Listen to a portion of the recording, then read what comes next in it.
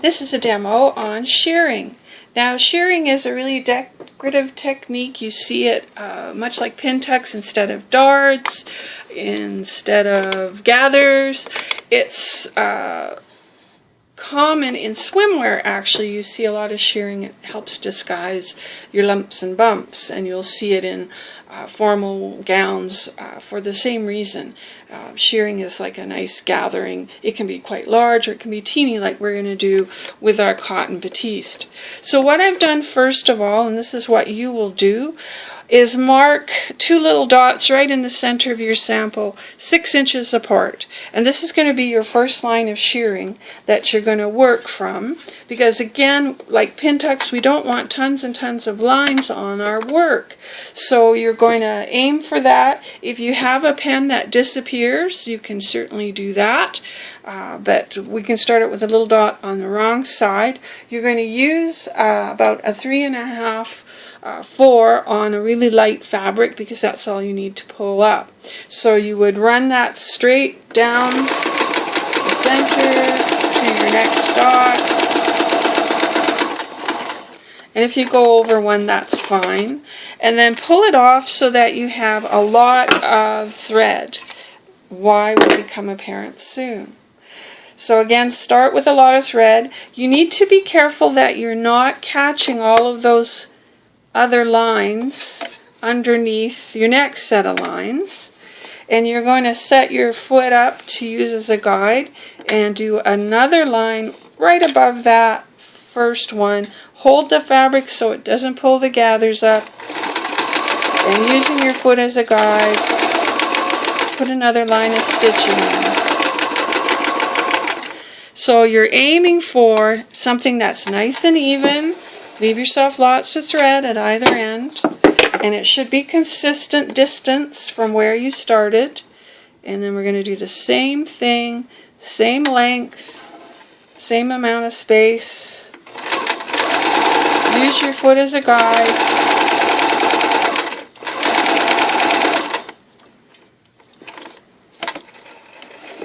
Leave yourself lots of thread. Now you're going to continue to do this so that there's 3 lines above your first stitch line and 3 lines below. And I'll do the last of this set, and I can show you what happens there.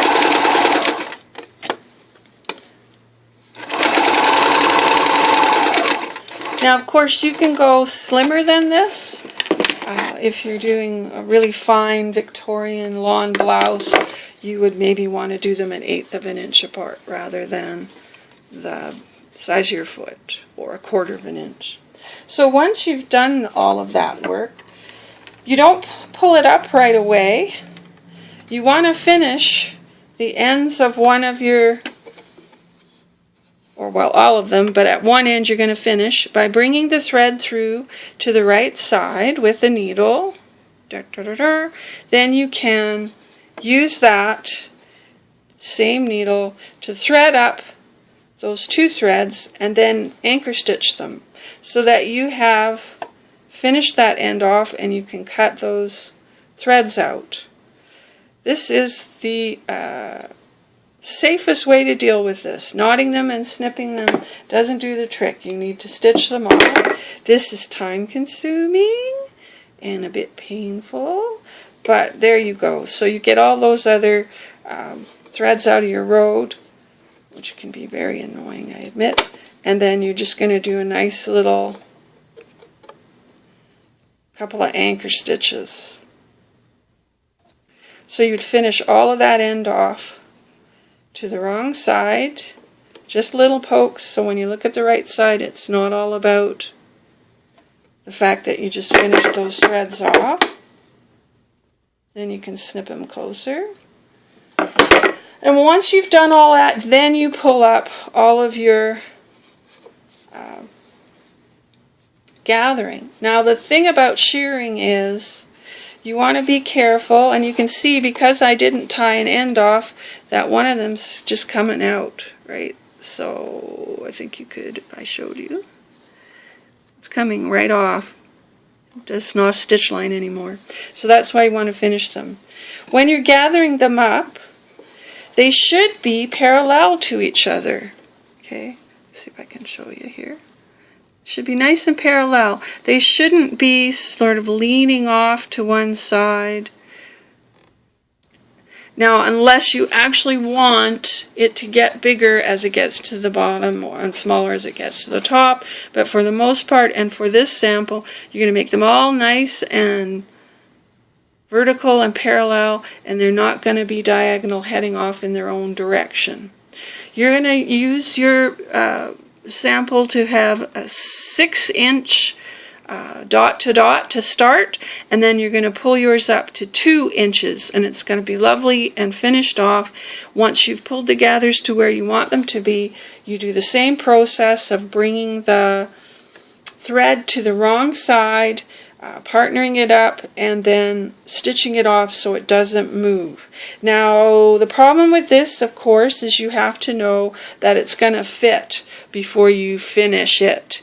So before fitting, you might pull them up and loosely tie them off, and then you have some room to move the gathers around. In fact, I recommend fitting it before you finish it.